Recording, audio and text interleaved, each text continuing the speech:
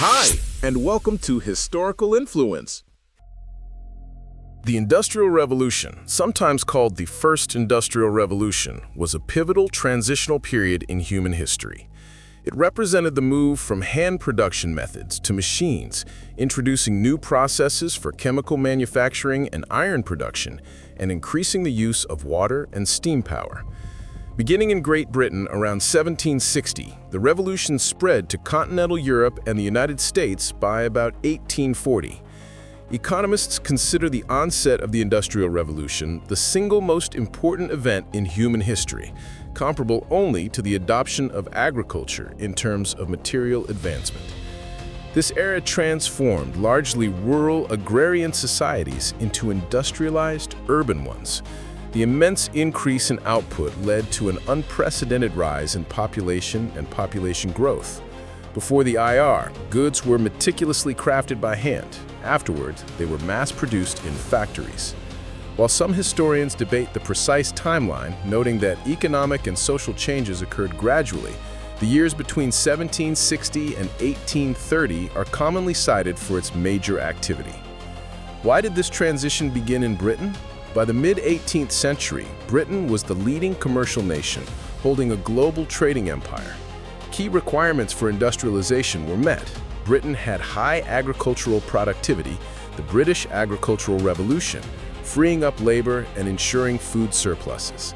Geographically, it possessed abundant natural resources, including the highest quality coal reserves in Europe, iron and water power, alongside an extensive network of navigable rivers and seaports. Crucially, Britain enjoyed political stability and a legal system favorable to business and property rights. These factors fostered a climate driven by self-interest and an entrepreneurial spirit, laying the foundation for an explosion of new ideas and technological inventions that would forever transform the country and the world. The initial spark of the Industrial Revolution is closely linked to innovations starting in the second half of the 18th century, primarily within the textile sector. The textile industry was the first to use modern production methods and quickly became the dominant industry in terms of employment, output value, and capital invested. Traditionally, the British textile business was a cottage industry, with spinning and weaving performed by hand in workers' homes. The invention of textile machinery dramatically shifted this production model. Key early innovations included the flying shuttle, patented 1733, which doubled a weaver's output. This imbalance was addressed by later spinning innovations. James Hargreaves invented the spinning jenny in 1764. The first practical multi-spindle spinning frame. Following this, Richard Arkwright developed the water frame, patented 1769, which could produce strong thread suitable for warp, finally allowing 100% cotton cloth to be made in Britain. In 1779, Samuel Crompton invented the spinning mule, a hybrid that produced finer, highly competitive yarn at a lower cost. These breakthroughs paved the way for the factory system. Entrepreneurs like Richard Arkwright financed these initiatives and brought the processes together in centralized cotton mills using power, creating a truly mechanized industry. In the U.S., the foundation of industrialization was established in New England. English immigrant Samuel Slater founded the Slater Mill in Rhode Island in 1793, smuggling Arkwright's designs across the Atlantic and earning the nickname Father of the American Industrial Revolution.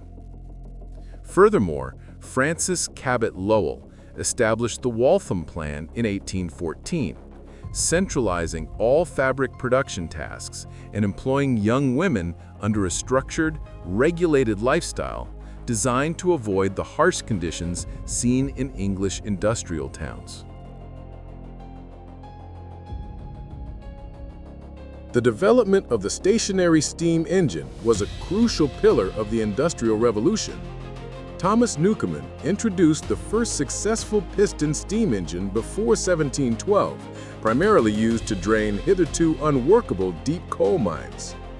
Scottish engineer James Watt radically improved this engine in the 1760s by adding a separate condenser chamber, making it far more efficient, using only 20 to 25% as much coal as Newcomen's design. Watt later perfected the double-acting rotative steam engine, 1783, which meant steam power could directly drive the rotary machinery of a factory or mill, spreading its use across various industries. The demand for coal skyrocketed because steam engines needed it, and in turn, steam power allowed miners to extract more coal by going deeper. Simultaneously, the iron industry was revolutionized. The substitution of coke for charcoal greatly lowered the fuel cost of iron production. Abraham Darby made progress using coke in blast furnaces starting in 1709. Later innovations, such as the use of steam engines to power blast air, overcame the limitations of water power, enabling a large increase in iron production.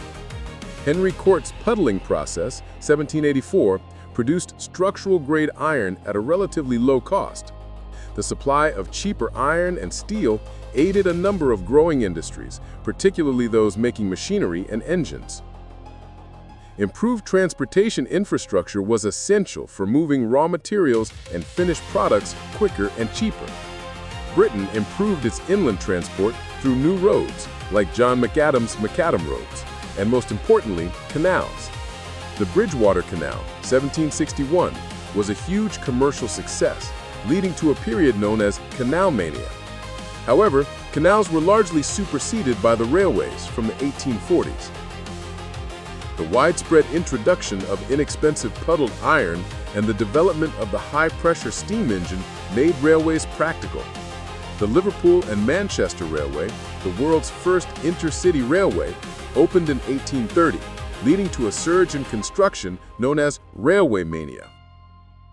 The Industrial Revolution spread quickly beyond Britain. Belgium was the second country to industrialize, with areas like Wallonia leading in coal mining and iron making. In the US, key developments included Eli Whitney's cotton gin, 1793, and the crucial development of interchangeable parts, precision techniques first perfected for firearms by the US Department of War.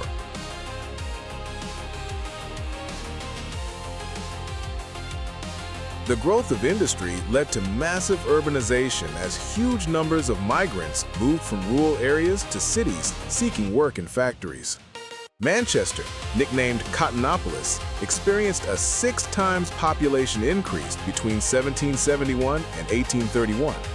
This rapid shift brought significant social challenges. Overcrowded cities suffered from pollution, inadequate sanitation, and miserable housing conditions. In his work, The Condition of the Working Class in England in 1844, Friedrich Engels described backstreets in industrial cities where people lived in shanties with dirt floors and a lack of sanitary facilities. Clean water and public health facilities were inadequate, leading to endemic diseases like cholera and typhoid. Factory workers endured strict conditions, long hours, 12 to 14 hours a day with only Sundays off, and low wages, dictated by the relentless pace of machines. Child labor was rampant. Children as young as 8 worked alongside their parents in textile mills and mines. In some early cotton mills in England and Scotland, 1788, 2/3 of the workers were children. They were typically paid only 10 to 20% of an adult male's wage, despite comparable productivity on the new machinery. While some economists note that the Industrial Revolution initiated the first era of sustained per capita income growth in history, others argue that living standards for the masses did not improve meaningfully until the late 19th or even 20th century. Studies show that wages in Britain only increased 15% between the 1780s and 1850s, and average height declined due to decreasing nutrition. These harsh conditions fueled opposition worldwide. The most famous resistance came from the Luddites, early 19th century, who violently destroyed factories and machinery in protest against the mechanization that cost craft workers their jobs. Although forbidden until 1824 in Britain, workers concentrated in factories began forming trade unions or combinations to advance their interests. The outcry over abuses, particularly concerning children, led to reform. The British Factory Acts of 1833 and 1844 limited the workday for those under 18 to 12 hours and prohibited children younger than 9 from working.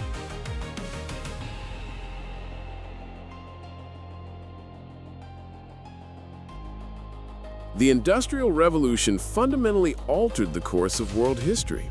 Consumers benefited from a consumer revolution, enjoying falling prices for clothing and household goods like cast iron utensils and later stoves. Prosperity increased, and the age of mass consumption arrived, visible in the growth of retail and department stores. Literacy and communication expanded significantly, supported by the invention of the paper machine and the application of steam power to printing.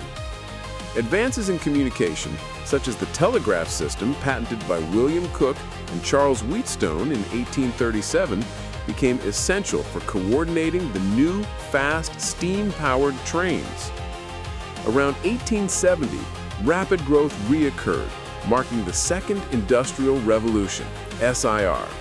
This phase was characterized by new innovations in steelmaking, like the Bessemer process, chemicals, electrical grid systems, and large-scale machine tool manufacture.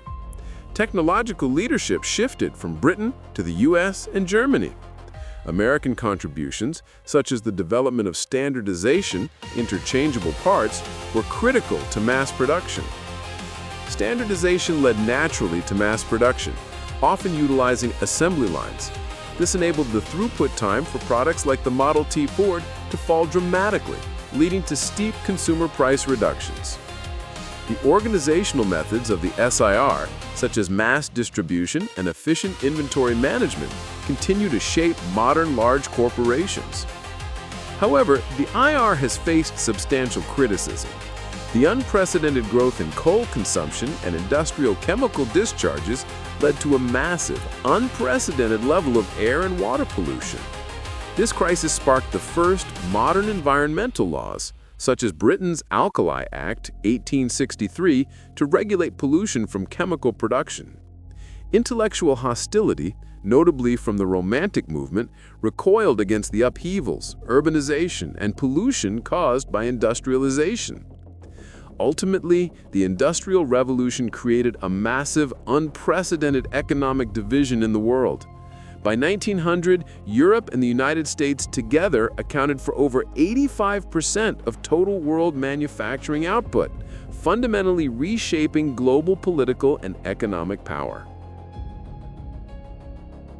Share your thoughts in the comments, and don't forget to subscribe for more stories that shaped our world.